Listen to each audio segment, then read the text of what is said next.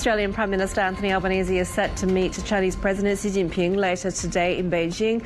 The meeting comes against the backdrop of President Trump's tariff threats, US demands for more defence spending and commitments on Taiwan. Today's decision will add to uncertainty in the global economy, and it will push up costs for American households.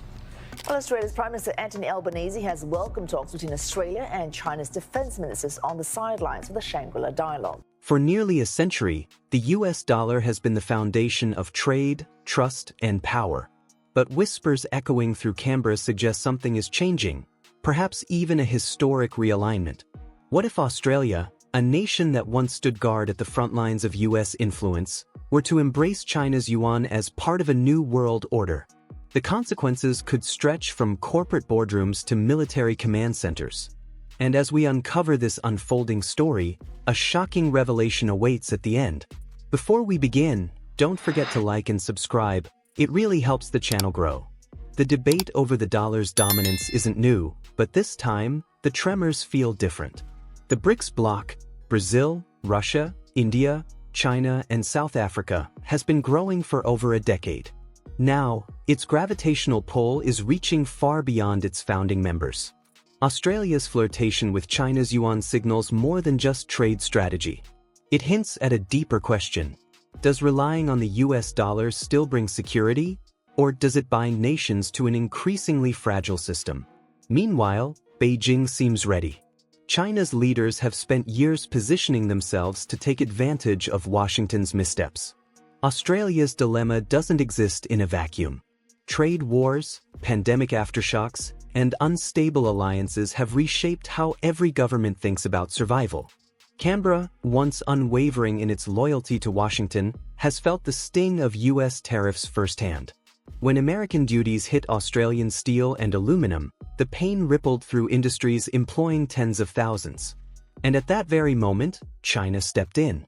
Beijing increased purchases of iron ore and agricultural goods, offering stability when America offered sanctions.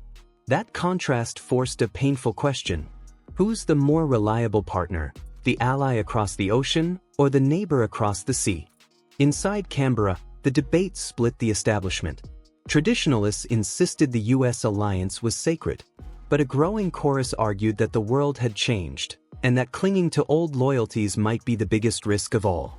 That divide deepened when Washington made it clear that allies must carry their own weight. To many Australians, it sounded less like partnership and more like abandonment. And Beijing wasted no time. Chinese diplomats proposed sweeping trade incentives, infrastructure projects, and energy collaborations. Massive rail networks, port expansions, long-term investments. Each offer wrapped in the same message: join the rising tide, or risk being left behind. For the US, the idea of Australia drifting toward BRICS is more than concerning, it's catastrophic. Australia hosts key US intelligence hubs and military bases vital to Washington's Indo-Pacific strategy. If Canberra tilts toward Beijing, the entire regional balance could collapse. Yet Washington's response felt reactive, not strategic. Emergency proposals, recycled promises. But for Australian leaders under economic pressure, they rang hollow. The once unbreakable alliance suddenly seemed breakable after all. The trade numbers tell the story. Over 1/3 of Australia's exports already flow to China, from coal and wheat to beef and minerals. When US tariffs disrupted trade, Beijing filled the gap fast. To Australian businesses, survival meant leaning toward China, not away from it. Unions began to shift. Public opinion softened. Media narratives in both countries began portraying Australia as a nation carving out its own destiny, independent, pragmatic, and unafraid to question American dominance. What started as geopolitics soon became personal, about jobs, mortgages, and family security. Meanwhile, BRICS itself was evolving, from a loose coalition to a powerful network aiming to rewrite global finance. Beijing's plan? Integrate energy markets, dominate supply chains, and build systems that bypass the US dollar altogether. For Australia, the offer wasn't just an invitation, it was a chance to shape the future. Canberra could be the bridge between the West and a new Eurasian power bloc. Even India, long a rival to China, quietly signaled support for Australia's inclusion, a move that shocked analysts and underscored how rapidly the global chessboard is changing. Suddenly, the lines between West and East seemed blurrier than ever. And then came a quiet but decisive move inside Canberra, a pilot program for limited yuan settlements. It wasn't dramatic. No grand speeches, no flags changing hands. Just a small, hedge test, transparent, cautious, and fully auditable. But it carried a message. This wasn't ideology, it was engineering. It wasn't rebellion, it was resilience. Australia wasn't rejecting the dollar.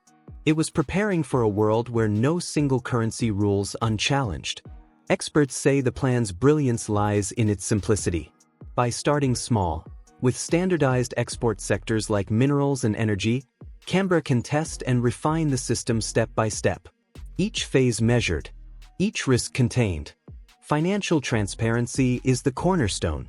Banks will publish yuan volumes and hedging data. Regulators will oversee every conversion. Even the public will see a monthly dashboard, ensuring the process remains open and accountable. Legal frameworks under Australian law will guarantee that no partner can exploit ambiguity. Predictability breeds trust, and trust attracts investment. For households, nothing will look different. No new notes in your wallet, no sudden price swings. But over time, businesses will feel fewer shocks. Exports will stabilize. Jobs will secure. And the economy will breathe easier through global turbulence. In truth, Australia's move is not about abandoning the United States. It's about surviving the 21st century. A world with multiple currencies, multiple powers, and multiple pathways to stability. The US dollar won't vanish, it will evolve. BRICS won't overthrow the system, it will expand it. And Australia? It won't switch sides. It will build bridges and keep the keys. In an era defined by shocks and uncertainty, this isn't rebellion. It's foresight. It's flexibility. It's resilience. The end of US dollar dominance? Maybe not. But the end of single-track thinking? That's already begun. And when we return after this, we'll reveal how Australia's cautious yuan pilot could quietly reshape the financial world without firing a single shot. Remember to like, subscribe, and stay tuned. Because what happens next might redefine the balance of power itself.